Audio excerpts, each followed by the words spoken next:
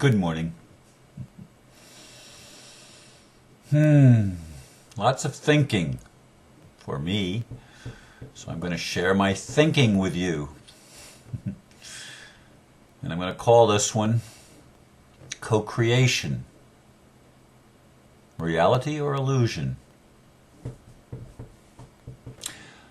Last night it was my pleasure to have my good friend Christopher Timms here at the Mary Horgan Center, and we had a discussion on what two mystics and visionaries see of our future, and we ended up having a rather protracted and prolonged discussion on the concept of co-creation. Christopher does not believe that we co-create anything, because nothing can be created. Everything that has ever been created is already created, and all there is a hologram. So again, this is going to maybe be a little bit of heady stuff, but I'm going to speak to you from my heart on how I feel and what I think.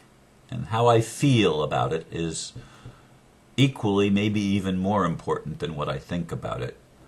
And what I'm going to share are my perceptions. That's all I do every day, is I share from my heart my perceptions of where we are and where we're going. Christopher had us do a little exercise saying 3 times, I create my own reality. 3 times. And then, I am all of this. 3 times. Which one feels better to you? And pretty much everyone, at least everyone that voiced an opinion, felt that the second one feels better than the first one. We felt better with the concept, I am all of this, rather than I create my own reality.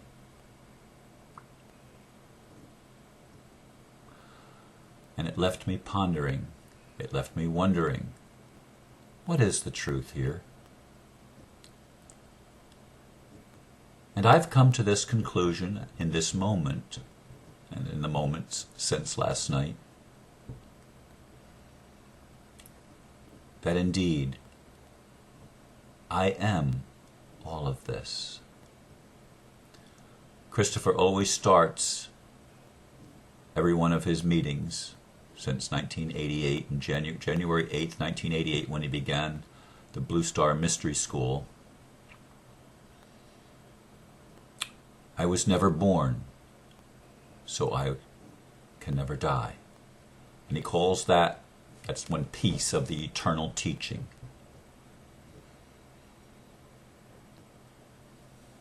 And he centers everyone at the beginning of his lectures and workshops and seminars with that statement, I was never born, so I will never die. And boy, do I resonate with that one, because I know that I am infinite and eternal. That is the same message my spirit has been giving to me ever since, really, I read the books about Anastasia, this modern mystic that lives in Russia in the Siberian taiga, the Ringing Cedars of Russia series, which if you haven't read it, I highly recommend that you read that series of books. Especially the first 5 or 6 of them all of them are good, but the first 5 or 6 are better in my opinion than the last ones. Just my opinion. Anyway, how does it feel to think that I do not create my own reality?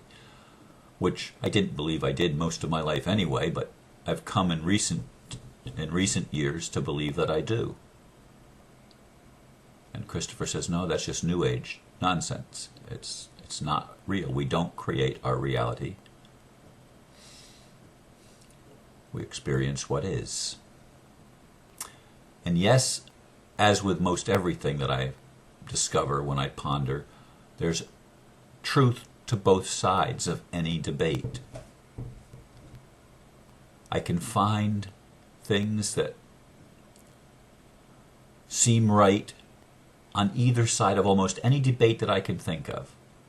I can find a reason, which is why I want to get into the heart and love, because it's not about being right or being wrong, correct or incorrect even. What am I going to do with what I'm experiencing? I am all of this. What am I going to do with it? What am I going to do with what's in front of me? And I will not exhaust this subject today because it's a big subject. All I can do is touch the surface of it. But here's what I feel.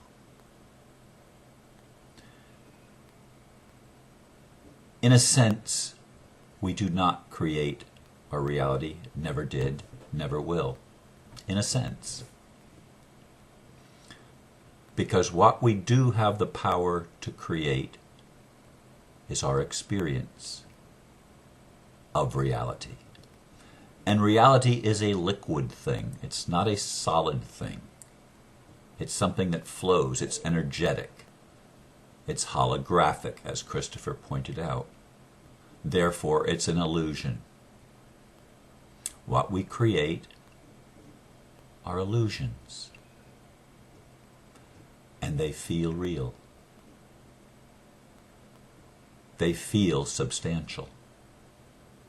We all know, not just from a mystical point of view, but from a scientific point of view, that matter is mostly empty space, nothingness. It's only a very small percentage.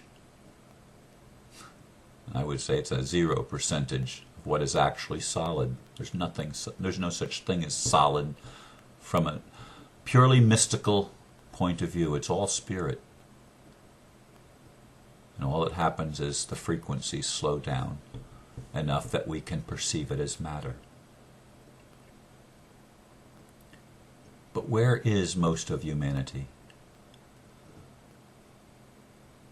Most of humanity today is conscious that we do not create reality. I believe that's the consciousness of most people. Things just simply happen to us because we're unconscious of how all of this came to be, that which we are experiencing. How did it happen? How did it get here?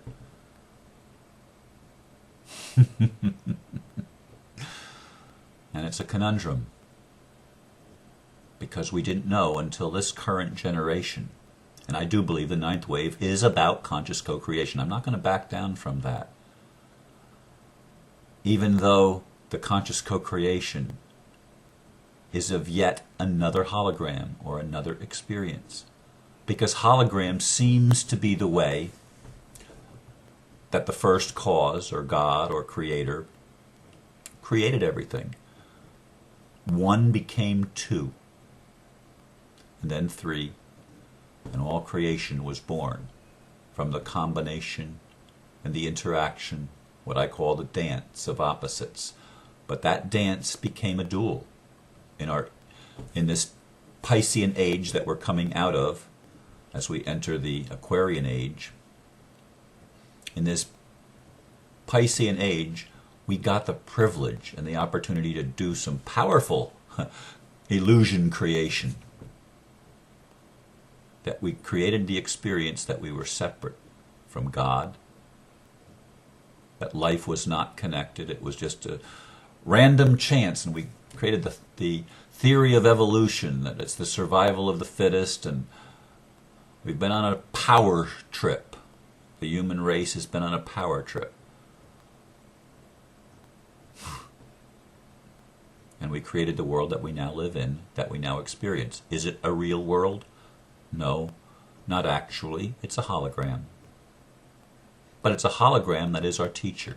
I'm convinced that the illusion is really important, which is why we created it. And I would say that the illusion is our reality. But it's not the bedrock ultimate reality of who we are. Who we are is infinite and eternal, malleable. We can rearrange things. And that rearranging is what I call co-creation. And more important, what we are able to do with the concept of I am infinite and I am eternal, I am all of this, is we get to see it from a different angle. Not this is what I am all of this, and this is what's happened and there's nothing I can do about it. But this is what is. This is what I'm experiencing. And I do have power.